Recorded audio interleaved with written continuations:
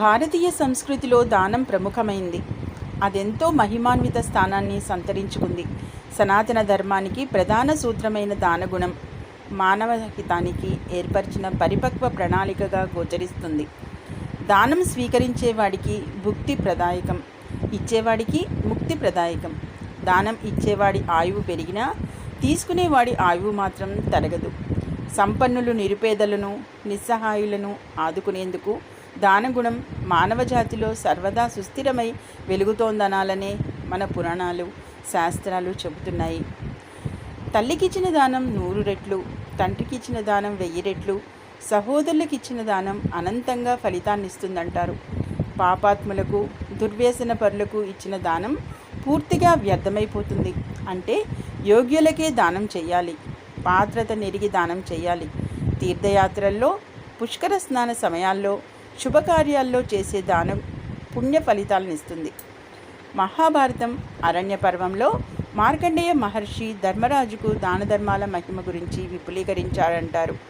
దానం ఇవ్వలేనివాడు ఇవ్వగలిగే సత్పురుషుణ్ణి యాచకుడికి చూపినా పుణ్యఫలమే సంప్రాప్తిస్తుందట. బీదలకు చేసే దానం దేవుడికిచ్చిన అప్పుతో సమానం. దేవుడు మళ్ళీ వడ్డీతో సహా మనకు అందజేస్తాడు. మరికొన్ని పురాణాల్లో 13 విధాల దానాల వివరణ ఉంది. రక్తదానం, ఆరోగ్యదానం, అవయవదానం, నేత్రదానం, కాయదానం, శ్రమదానం, సమయదానం, అభయదానం, ఆశీర్వచన దానం, దయాదానం, క్షమాదానం, త్యాగదానంతో పాటు గోదాన, కన్యాదాన మహిమలను విపులీకరించారు. దానం చేస్తున్న మనిషిలో ప్రేమ, శ్రద్ధ, అభిమానం ఉండాలి. లోభత్వం ప్రకటించకూడదు. ఔదార్యం, దాక్షిణ్యం కలిగిన దానమే సత్ఫలితాలను ఇస్తుంది. విసుగుదలతో, రాగద్వేషాలతో ఇచ్చే దానం నిరర్థకం. పేదలకు మనం పెట్టే ఆహారం దేవుడి ఖాతాలో మన పేర జమవుతుందని గ్రహించాలంటారు పెద్దలు.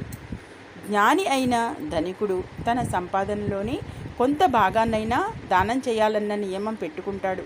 ధనికుడైన లోభి కన్నా దానశీల అయిన పేదవాడు గొప్పవాడు. సముద్రంలో ఉన్న అపారమైన క్షారజలంతో దాహార్తి తీరదు, కానీ చలమలోని గుక్కెడు నీరు అతడి దాహం తీర్చి ప్రాణం నిలబెట్టగలదు. నీరు మంటను ఆర్పేసినట్టు దానధర్మ పాపాలకు ప్రాయశ్చితం కలిగిస్తాయి. 100 మందిలో శూరుడొకడే ఉంటాడు, 1000 మందిలో పండితుడొక్కడే ఉంటాడు, 10,000 మందిలో వక్త ఒకడే ఉంటాడు, 1,00,000 మందిలో నిజమైన దాత ఒక్కడే ఉండొచ్చు, ఉండకపోనవచ్చు. దానగుణ వైశిష్ట్యం అంత మహత్తరమైంది. క్షేత్రమెరిగి విత్తనం వేస్తే మంచి మొక్క వస్తుంది, మహావృక్షమవుతుంది. అలాగే అర్హత గలవాడికి దానం చేయడం వల్లనే అనంత పుణ్యఫలం ప్రాప్తిస్తుంది. ఆర్భాటంతో, ప్రచారంతో, కీర్తి కండూతితో చేసే దానం ఫలితం ఇవ్వదు. గుప్తదానానికి ఉండే ఫలితం అనంతమైంది. ఒక రోజున మహాకవి కాళిదాసు భోజరాజు ఆస్థానానికి బయలుదేరాడు. అది వేసవికాలం. ఎండ తీక్షణంగా ఉంది. ఒక పేదవాడు చెప్పులు లేకుండా ఆ ఎండలో నడుస్తూ బాధపడుతూ ఎదురయ్యాడు. కాళ్ళు కాలుతూ అవస్థపడుతున్న ఆ పేదవాడి బాధకు జాలిపడిన కాళిదాసు తన చెప్పులు అతనికి ఇచ్చి నడక కొనసాగించాడు. అలా నడవడం తనకు కష్టంగానే ఉంది. అయినా ఒక బాటసారిగా సాయపడిన తృప్తి, ఆనందం ముందు అది బాధ అనిపించలేదు. ఇంతలో రాజుగారి ఏనుగును మావటివాడు అటువైపు తోలుకొని పోతూ కాళిదాసు పాదరక్షలు లేకుండా నడవడం చూసి దిగి ఏనుగు మీద ఎక్కించుకొని రాజుగారి కొలువుకు తీసుకెళ్ళాడు. కొలువులోని కవులు ఆశ్చర్యపోయి, మహాకవి, ఇవాళ ఏమిటి మహర్దశ అని అడిగారు. నేను చేసిన స్వల్ప దానానికే గౌరవం అని జరిగినది వివరించాడు కాళిదాసు.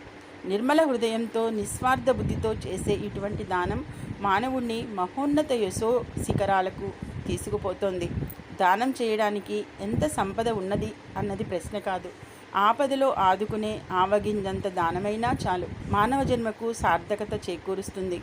దరిద్రుడైనా తనకున్న దాంట్లో కొంత దానం చేసి నిస్సహాయులకు తోడ్పడవచ్చు. దానానికి ఉపయోగపడని ఎంత ధనరాశి అయినా వృధా. ఎవడికేది అవసరమో గ్రహించి ప్రదానం చేసేదే దానం. రక్త, నేత్ర, మూత్రపిండ దానాలు విశిష్టమైనవని ఆయుర్వేదంలోని అష్టాంగ ప్రవచిస్తోంది. దీనులకు, ఆర్తులకు చేసే ఏ దానమైనా విశిష్టమైనదేనన్నారు ఆదిశంకరులు. మనం చేసే దాన ధర్మాలే మన కోసం ఏర్పరచుకునే సంక్షేమ నిధులు. దానం చేయడం అంటే మన కోసం భగవంతుడే వెదికేలా చేసుకోవడం అన్నమాట. సంపద ఉంటే దానం చేయాలి, చేతనైన సమాజ సేవలో తోడ్పాటు అందించాలి. అప్పుడే మానవ జన్మ చరితార్థం. సర్వే జనా సుఖినో భవంతు, లోకా సమస్త సుఖినో భవంతు. ఓం శాంతి శాంతి శాంతి.